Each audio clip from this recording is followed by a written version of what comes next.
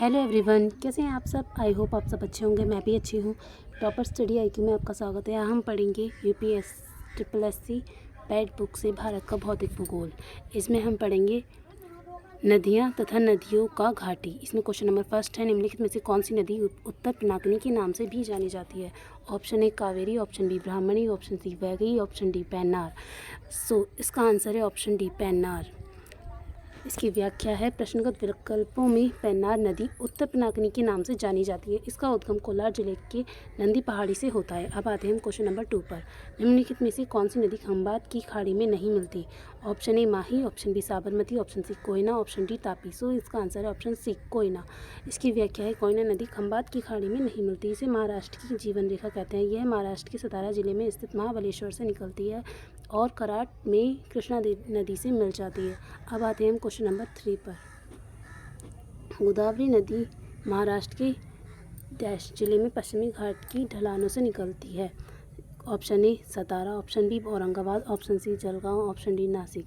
सो इसका आंसर है option D Nashik. इसकी व्याख्या है, गोदावरी नदी महाराष्ट्र के नासिक जिले में पश्चिमी घाट के ढलानों में स्थित त्र्यंबकेश्वर से निकलती है। यह प्रायद्वीपीय भारत की सबसे लंबी नदी है। इसे दक्षिण भारत की गंगा तथा व्रत गंगा भी कहा जाता है। पूर्णा, वर्धा, प्राणिता, मंजीरा, बेनगंगा, इंद्रावती आदि गोदावरी की सहायक नदियाँ हैं। अब आते हैं हम क्वेश्चन नंबर 4 पर। इनमें से कौन सी नदी भारत की पश्चिम नदी में बहती नदी नहीं है। Option A Narmada, option B Sabarmati, option C Luni, option D Krishna. So इसका आंसर है ऑप्शन डी कृष्णा।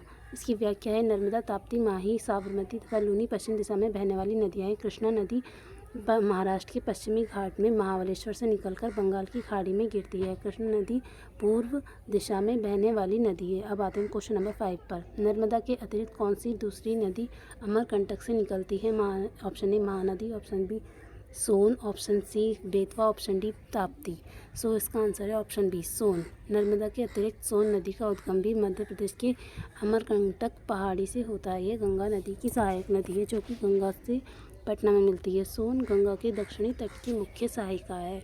अब आते हैं हम क्वेश्चन नंबर 6 पर। निम्नलिखित में से कौन सी नदी यमुना से नहीं मिलती। Option A Betwa, option B Chambal, option C Ken, option D Son. So इसका आंसर है ऑप्शन डी सोन। प्रश्नानुसार दिए गए विकल्पों में से सोन नदी यमुना से न मिलकर गंगा से मिलती है। सोन नदी दाईं ओर से गंगा से मिलने वाली एक प्रमुख सहायक नदी है। यह पटना के निकट गंगा से मिलती है, जबकि बेतवा, चंबल और केन नदियाँ यमुना नदी में मिलती हैं। अब आते हैं हम क्वेश्चन नंबर 7 पर। काबनी, हेमवती और अमरावती कौन सी नदी की सहायक नदियाँ हैं। Option A Mahanadi, option B Krishna, option C Kaveri, option D Godavari. So इसका आंसर है ऑप्शन सी कावेरी।